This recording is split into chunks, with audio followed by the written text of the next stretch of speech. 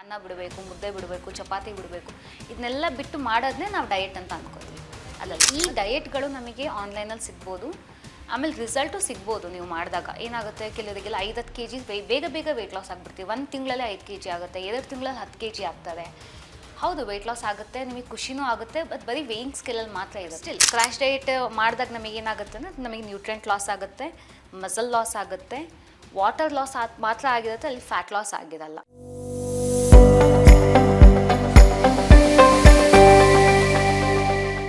ಎಲ್ಲರಿಗೂ ನಮಸ್ಕಾರ. ನಾನು ನಿಮ್ಮ ಡೈಟಿಷಿಯನ್ ಆಶುಗೌಡ ಮಾತಾಡ್ತಾ ಇರೋದು.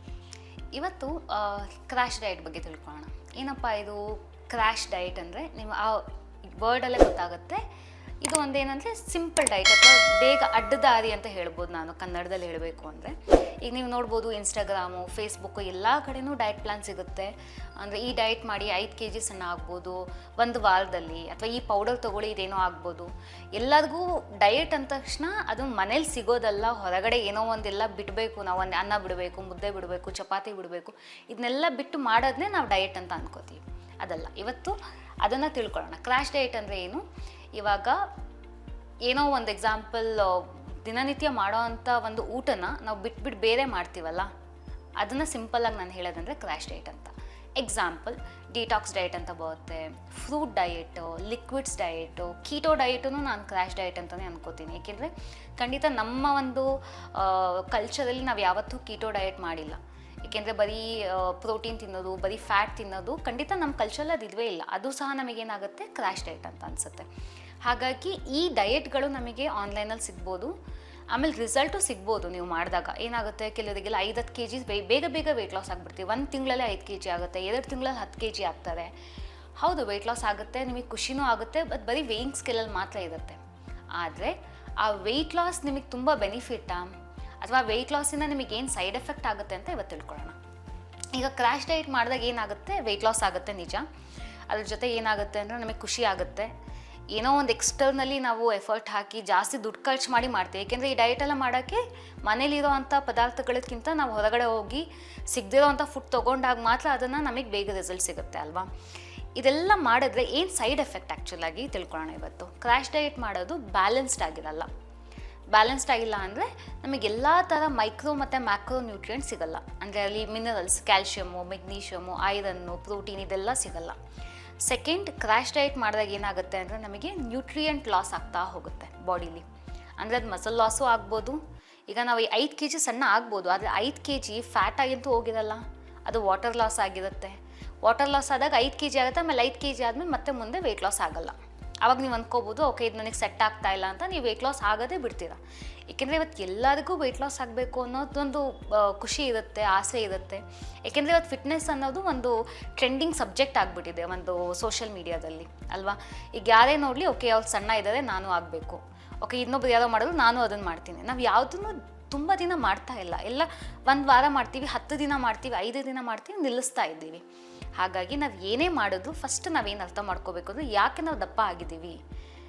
ನಾವು ಆ ದಪ್ಪ ಆಗಿದ್ದೀವಿ ಅಂತ ರೂಟ್ ಕಾಸ್ ಅರ್ಥ ಆದ ತಕ್ಷಣ ಅದನ್ನು ಮಾತ್ರ ಚೇಂಜ್ ಮಾಡಿಕೊಂಡ್ರೆ ವೆಯ್ಟ್ ಲಾಸ್ ಆಗುತ್ತೆ. ನಮಗೆ ಕ್ರ್ಯಾಶ್ ಡಯಟ್ ಮಾಡೋ ಅವಶ್ಯಕತೆನೇ ಇಲ್ಲ.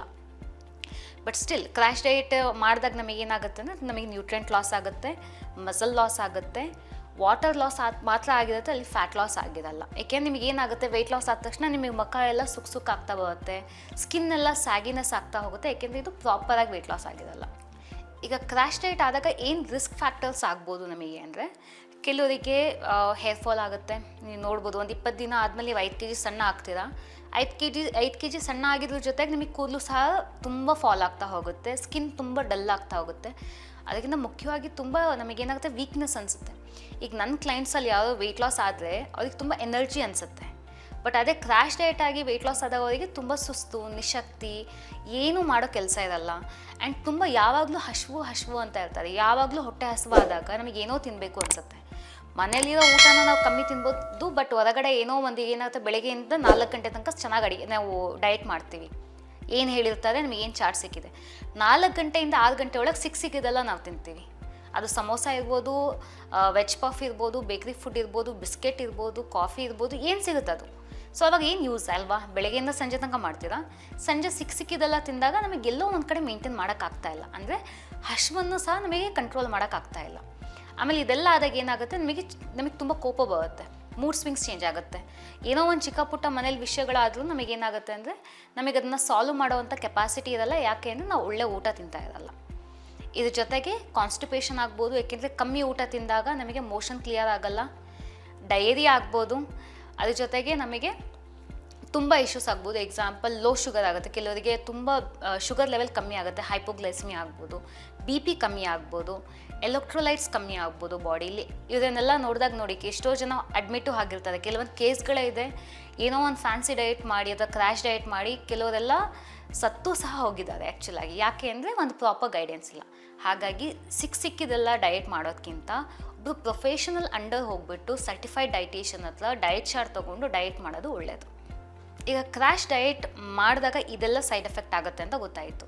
ಈಗ ನಾವು ಮತ್ತೆ ಅನ್ಕೋಬೋದು ಏನು ಮಾಡಬೇಕು, ಈಗ ನಾವು ಸಣ್ಣ ಆಗಬೇಕು ಅಂತ ಆಸೆ ಇರುತ್ತೆ, ಅಥವಾ ನಮಗೆ ಶುಗರ್ ಲೆವೆಲ್ ಕಂಟ್ರೋಲ್ ಮಾಡ್ಕೋಬೇಕು ಅಂತ ಇರುತ್ತೆ, ಕೊಲೆಸ್ಟ್ರಾಲ್ನ ಕಂಟ್ರೋಲ್ ಮಾಡ್ಕೋಬೇಕು.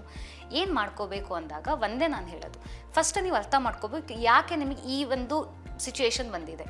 ಈಗ ನೀವು ಯಾಕೆ ದಪ್ಪ ಆಗಿರ್ತೀರಾ, ಯಾಕೆ ಅಂದರೆ ಏನೋ ಒಂದು ನಾವು ಕೆಲಸ ವರ್ಕೌಟ್ ಮಾಡ್ತಾ ಇರಲ್ಲ, ಡಯಟ್ ಮಾಡ್ತಾ ಇರಲ್ಲ, ಏನೋ ಒಂದು ಹೊರಗಡೆ ಊಟಗಳನ್ನು ಜಾಸ್ತಿ ತಿಂತೀವಿ. ಇದನ್ನು ಫಸ್ಟ್ ಕಟ್ ಆಫ್ ಮಾಡ್ಕೊಳ್ಳಿ, ಖಂಡಿತ ವೆಯ್ಟ್ ಲಾಸ್ ಆಗೇ ಆಗುತ್ತೆ. ಅಟ್ಲೀಸ್ಟ್ ಬೇಸಿಕ್ ವೆಯ್ಟ್ ಲಾಸ್ ಆಗುತ್ತೆ. ಆಮೇಲೆ ನೀವು ಏನು ತಿಂತಾ ಇದ್ದೀರಾ ಅದನ್ನ ಕ್ಯಾಲೋರಿನ ಕೌಂಟ್ ಮಾಡೋಕ್ಕೆ ಸ್ಟಾರ್ಟ್ ಮಾಡಬೇಕು. ಕೆಲವೊಂದು ಆ್ಯಪ್ ಇದೆ, ನಿಮಗೆ ಹೆಲ್ತಿಫೈಮಿ ಇರ್ಬೋದು, ಮೈಪಾಲ್ ಇರ್ಬೋದು, ಇಂಥ ಆ್ಯಪ್ಗಳಲ್ಲಿ ನೀವು ಏನೇನು ತಿಂತೀರ ಅದನ್ನ ಲಾಗ್ ಮಾಡಿದ್ರೆ ನಮಗೊಂದು ಡೀಸೆಂಟ್ ಅಮೌಂಟ್ ಗೊತ್ತಾಗುತ್ತೆ. ಓಕೆ, ನಾನು ಒಂದು ದಿನದಲ್ಲಿ 1200 ಕ್ಯಾಲೋರಿ ತಿಂದೀನಿ, 1600 ಕ್ಯಾಲೋರಿ ತಿಂದೀನಿ ಅಂತ. ನೀವು ಆ ಕ್ಯಾಲೋರಿ ಮೇಂಟೈನ್ ಮಾಡೋದ್ರಿಂದನೂ ಮನೇಲಿ ಸಿಗೋವಂಥ ಊಟದಲ್ಲೇ ನಾವು ವೆಯ್ಟ್ ಲಾಸ್ನ ಮಾಡ್ಕೋಬೋದು. ಸೆಕೆಂಡ್ ಏನು ಮಾಡ್ಕೋಬೇಕು ಅಂದರೆ ನಮಗೆ ವರ್ಕೌಟ್ ಮಾಡಬೇಕು. ವರ್ಕೌಟ್ ಮಾಡೋದ್ರಿಂದ ಏನಾಗೋದಂದ್ರೆ ಕ್ಯಾಲೋರಿ ಬರ್ನ್ ಆಗುತ್ತೆ. ವೆರಿ ಸಿಂಪಲ್ ಮ್ಯಾಥಮೆಟಿಕ್ಸ್ ಏನಂದರೆ ನಾವೆಷ್ಟು ಕ್ಯಾಲೋರಿ ಕಮ್ಮಿ ತಿನ್ನಬೇಕು, ಹಾಗೆ ಕ್ಯಾಲೋರಿನ ಬರ್ನು ಸಹ ಮಾಡಬೇಕು. ಆವಾಗ ಮಾತ್ರ ವೆಯ್ಟ್ ಲಾಸ್ ಆಗೋಕ್ಕೆ ಸಾಧ್ಯ. ಯಾವುದೋ ಒಂದು ಸಿಗೋವಂಥ ಶೇಕು ಪೌಡರ್ ತಿಂದು ಖಂಡಿತ ವೆಯ್ಟ್ ಲಾಸ್ ಮಾಡ್ಕೊಳಕ್ಕಾಗಲ್ಲ. ಹಂಗೆ ವೆಯ್ಟ್ ಲಾಸ್ ಮಾಡಿಕೊಂಡ್ರೂ ನಮಗೆ ಕಿಡ್ನಿಗೆ, ಹಾರ್ಟಿಗೆ, ಲಿವರ್ಗೆ ಎಫೆಕ್ಟ್ ಆಗೋದೆಂದು 100%. ಹಾಗಾಗಿ ಅದೆಲ್ಲ ಬಿಟ್ಟು ನೀವು ಮನೇಲೇ ಊಟ ಮಾಡಿಕೊಂಡು ವರ್ಕೌಟ್ ಮಾಡಿಕೊಂಡು ಒಳ್ಳೆ ನಿದ್ರೆ ಮಾಡಿ. ಅಟ್ಲೀಸ್ಟ್ ಒಬ್ಬ ಮನುಷ್ಯ ಅಂದಮೇಲೆ 6 ರಿಂದ 8 ಗಂಟೆ ನಿದ್ರೆ ಮಾಡಬೇಕು. ಒಳ್ಳೆ ಹಂಗೆ ಸ್ಟ್ರೆಸ್ ಲೆವೆಲ್ಸ್ನ ಮೇಂಟೈನ್ ಮಾಡಬೇಕಾಗುತ್ತೆ. ಸ್ಟ್ರೆಸ್ ಲೆವೆಲ್ಸ್ ಅಂದರೆ ಎಲ್ಲರಿಗೂ ಟೆನ್ಷನ್ ಇದ್ದೇ ಇರುತ್ತೆ. ಇವತ್ತು ಒಂದು LKG ಮಗುವಿಂದ ಹಿಡಿದು ಒಂದು ವಯಸ್ಸಾಗಿರೋ ಒಂದು ಅಜ್ಜಿ ತಾತನಿಗೂ ಸಹ ನಮಗೆ ಸ್ಟ್ರೆಸ್ ನೋಡಿರ್ತೀವಿ. ಹಾಗಾಗಿ ಚಿಕ್ಕ ಪುಟ್ಟ ನಮಗೆ ಸೆಲ್ಫ್ ಟೈಮ್ ಅಂತ ಅಂದ್ಕೋಬೇಕು, ಅಥವಾ ಮೀ ಟೈಮ್ ಅಂತ ತೊಗೋಬೇಕು. ಅಂದರೆ ಇವತ್ತು 30 ನಿಮಿಷ ಒಬ್ಬ ವ್ಯಕ್ತಿ ವಾಕಿಂಗ್ ಮಾಡೋಕ್ಕಾಗಲ್ವಾ? 24 ಗಂಟೆಯಲ್ಲಿ ನಮಗೆ ಹಾಫ್ ಆನ್ ಅವರ್ ನಮಗೆ ತೊಗೊಳಕ್ಕಾಗ್ತಾ ಇಲ್ಲ ಅಂದರೆ ನಾವೆಲ್ಲೋ ಒಂದು ಕಡೆ ನಮ್ಮನ್ನು ನಾವೇ ಕಳ್ಕೊಂಡಿದ್ದೀವಿ ಅಂತ. ಹಾಗಾಗಿ ಒಬ್ಬ ಮನುಷ್ಯ ನಾನು ಹೇಳೋದು ಮಿನಿಮಮ್ 30 ನಿಮಿಷ ಒಂದು ದಿನದಲ್ಲಿ ವರ್ಕೌಟ್ ಮಾಡಬೇಕು. ಅಟ್ಲೀಸ್ಟ್ ನೀವು ಪ್ರತಿದಿನ ಮಾಡೋಕ್ಕಾಗಲ್ಲ ಅಂದರೆ ವಾರದಲ್ಲಿ 4 ದಿನ 1 ಗಂಟೆ ಮಾಡಿ. 4 ಗಂಟೆ ನಿಮಗೆ ಅಂತ ನೀವು ತೆಗೆದಿಟ್ಟಾಗ ನಿಮಗೇನಾಗುತ್ತೆ ಅಂದರೆ ವೆಯ್ಟ್ ಲಾಸು ಆಗುತ್ತೆ, ಅಥವಾ ನಿಮಗೆ ಒಳ್ಳೆ ಹೆಲ್ತಿಯಾಗಿ ನೀವು ಇರ್ತೀರ. ವೆಯ್ಟ್ ಲಾಸ್ ಆಗಿದ್ರು ನಾವು ಡಯಟ್ ಮಾಡಲೇಬಾರ್ದು ಅಂತ ಇಲ್ಲ. ಎಕ್ಸಾಂಪಲ್ ಈಗ ನಾನು ಫಿಟ್ಟಾಗಿದ್ರೂ ಅಥವಾ ನನಗೇನು ವೆಯ್ಟ್ ಲಾಸ್ ಮಾಡ್ಕೊಳಂಗಿಲ್ಲ ಅಂದರೂ ನಾನು ಸಹ ವರ್ಕೌಟ್ ಮಾಡಬೇಕು. ಏಕೆಂದರೆ ನಾನು ಕುತ್ಕೊಂಡು ಕೆಲಸ ಮಾಡ್ತೀನಿ, ಅಥವಾ ನಾನು ಅಷ್ಟೊಂದು ಶ್ರಮಪಟ್ಟು ಕೆಲಸ ಮಾಡೋ ಅಂಥ ಕೆಲಸಗಳು ಯಾವುದೂ ಇರಲ್ಲ. ಯಾಕೆಂದರೆ ಈಗ ಬಟ್ಟೆ ತೊಳೆಯೋಕೆ ವಾಷಿಂಗ್ ಮಿಷಿನ್ ಇದೆ, ಪಾತ್ರೆ ತೊಳೆಯೋಕೆ ನಿಂತ್ಕೊಂಡು ತೊಳಿತೀವಿ. ಮುಂಚೆ ಥರ ಎಲ್ಲೋ ಹೋಗ್ಬಿಟ್ಟು ನಾವು ನೀರನ್ನು ಸೇದ್ಬಿಟ್ಟು ತಂದು ತೊಳಿತಾ ಇಲ್ಲ. ಎಲ್ಲ ಸಿಂಪಲ್ ಆಗಿರೋದ್ರಿಂದ ನಾವು ವರ್ಕೌಟ್ ಮಾಡಲೇಬೇಕು. ಇಲ್ಲ ಏನಾಗುತ್ತೆ ಅಂದರೆ ಇನ್ನೊಂದು 4-5 ತಿಂಗಳಿಗೆ ನಾನು ಸಹ ದಪ್ಪ ಆಗ್ಬೋದು ಅಲ್ವಾ? ಹಾಗಾಗಿ ವರ್ಕೌಟ್ ಮಾಡಬೇಕು, ಒಳ್ಳೆ ನಿದ್ರೆ ಮಾಡಬೇಕು, ಒಳ್ಳೆ ಊಟ ಮಾಡಬೇಕು, ಆ್ಯಂಡ್ ಒಳ್ಳೆ ನ್ಯೂಟ್ರಿಯೆಂಟ್ ನಾವೀಗ ಎಲ್ಲೆಲ್ಲೋ ಇನ್ವೆಸ್ಟ್ ಮಾಡ್ತೀವಿ. ಒಂದು ಬಟ್ಟೆ ತೊಗೊಳಕ್ಕೆ ಇನ್ವೆಸ್ಟ್ ಮಾಡ್ತೀವಿ, ಒಂದು ಚಪ್ಪಲಿ ತೊಗೊಳಕ್ಕೆ ಇನ್ವೆಸ್ಟ್ ಮಾಡ್ತೀವಿ. ಹಾಗೆಯೇ ನೀವು ಊಟ ತಿಂಡಿ ತರಕಾರಿ ಹಣ್ಣುಗಳು ತೊಗೊಳ್ಳುವಾಗ್ಲೂ ಇನ್ವೆಸ್ಟ್ ಮಾಡಬೇಕು. ಕೆಲವೊಂದು ಸಲ ನಾವೇನು ಮಾಡ್ತೀವಿ, ಅಯ್ಯೋ ಇಷ್ಟೊಂದೆಲ್ಲ ಏನಕ್ಕೆ ಊಟ ಮಾಡೋಕ್ಕೆ, ಮನೇಲಿ ಊಟ ಮಾಡುವಾಗ ನಾವು 4 ಸಲ ಯೋಚನೆ ಮಾಡ್ತೀವಿ. ಒಂದು ಪಿಜ್ಜಾ ಆರ್ಡ್ರ್ ಮಾಡುವಾಗ 500 ರೂಪಾಯಿ ಇರುತ್ತೆ, ನಾವು ಯೋಚನೆ ಮಾಡಲ್ಲ. ಅದೇ 500 ರೂಪಾಯಿ ಇದ್ದರೆ ಒಂದು ವಾರಕ್ಕೆ ಎಷ್ಟು ಬೇಕಷ್ಟು ತರಕಾರಿ ಬಂದಿರುತ್ತೆ, ಇಬ್ಬರಿಗಾಗೋವಷ್ಟು. ನಿಮ್ಮ ಮನೇಲಿ ಜಾಸ್ತಿ ಇದ್ದರೆ ಸ್ವಲ್ಪ ಜಾಸ್ತಿ ದುಡ್ಬೇಕಾಗುತ್ತೆ. ಹಾಗಾಗಿ ಒಳ್ಳೆದ್ರ ಮೇಲೆ ಇನ್ವೆಸ್ಟ್ ಮಾಡಿ. ಹಾಗಾಗಿ crash diet, fancy diet, detox diet ಅಂತ ಮಾಡಬೇಡಿ. ಈಗ ಖಂಡಿತ ಈಗ ಯಾವಾಗಲೂ ಒಂದು ದಿನ ಮಾಡೋದು ಖಂಡಿತ ಒಳ್ಳೆಯದು. ಈಗ ನಮ್ಮ ಕಾಲದಲ್ಲಿ, ಹಿಂದಿನ ಕಾಲದಲ್ಲೆಲ್ಲ ಏನು ಹೇಳ್ತಾಯಿದ್ರು ಅಂದರೆ ಉಪವಾಸ ಅನ್ನೋದು ಒಂದು ಮ್ಯಾಂಡೇಟರಿ ಇತ್ತು. ಈಗ ಏಕಾದಶಿ, ಸಂಕಷ್ಟಿ ಇದರಲ್ಲೆಲ್ಲ ಉಪವಾಸ ಮಾಡ್ತೀವಿ. ಆ್ಯಂಡ್ ತಿಂಗಳಲ್ಲಿ ಒಂದು ಹಬ್ಬ ಅಂತೂ ಇದ್ದೇ ಇರುತ್ತೆ ಯಾರಿಗೇ ಆಗಲಿ. ಆ ಹಬ್ಬದಲ್ಲಿ ಏನು ಮಾಡ್ತೀವಿ, ನಾವು ಫೀಸ್ಟಿಂಗ್ ಮಾಡ್ತೀವಿ, ಅಂದರೆ ಜಾಸ್ತಿ ಊಟ ಮಾಡ್ತೀವಿ. ನಾವು ಈಗ ಮಾಡಿದಾಗ ಇಮ್ಯುನಿಟಿನೂ ಬೂಸ್ಟ್ ಆಗುತ್ತೆ, ನಮ್ಮ ಬಾಡಿ ಎರಡಕ್ಕೂ ಅಡ್ಜಸ್ಟ್ ಆಗಿರುತ್ತೆ. ನಮ್ಮ ಬಾಡಿಗೆ ಕಷ್ಟನೂ ಗೊತ್ತು. ಫಾಸ್ಟಿಂಗ್ ಮಾಡಿದಾಗ ತುಂಬ ಜಾಸ್ತಿ ತೊಗೊಂಡಾಗ ಅದನ್ನು ಹೇಗೆ ಡೈಜೆಸ್ಟ್ ಮಾಡಬೇಕು ಅನ್ನೋದು ಗೊತ್ತು. ಅದೇ ಇವತ್ತು ನಾವೇನು ಮಾಡ್ತಾಯಿದ್ದೀವಿ, ಎರಡೂ ಮಾಡ್ತಾಯಿಲ್ಲ, ಬರೀ ಜಾಸ್ತಿ ಮಾತ್ರ ಊಟ ಮಾಡ್ತಿದ್ದೀವಿ, ಉಪವಾಸ ಮಾಡ್ತಾನೆ ಇಲ್ಲ. ನಿಮಗೆ ಅಷ್ಟೆಲ್ಲ ಒಂದು ಫ್ಯಾನ್ಸಿ ಡಯಟ್ ಮಾಡೋದ್ಕಿಂತ ನಾನು ಹೇಳೋದು, ಯಾವುದಾದ್ರೂ ಒಂದು ದಿನ ಸೆಲೆಕ್ಟ್ ಮಾಡಿಕೊಂಡು ನೀವು ಫಾಸ್ಟಿಂಗ್ ಮಾಡಿ. ನೀವು ಮೊದಲನೇದಾಗಿ ಹಣ್ಣು ಅಥವಾ ಹಂಪಲುಗಳು, ಅಂದರೆ ಹಣ್ಣು, ತರಕಾರಿ, ಹಾಲು, ಮಜ್ಜಿಗೆ ಈ ಥರ ತೊಗೊಂಡು ಫಾಸ್ಟಿಂಗ್ ಮಾಡಿ.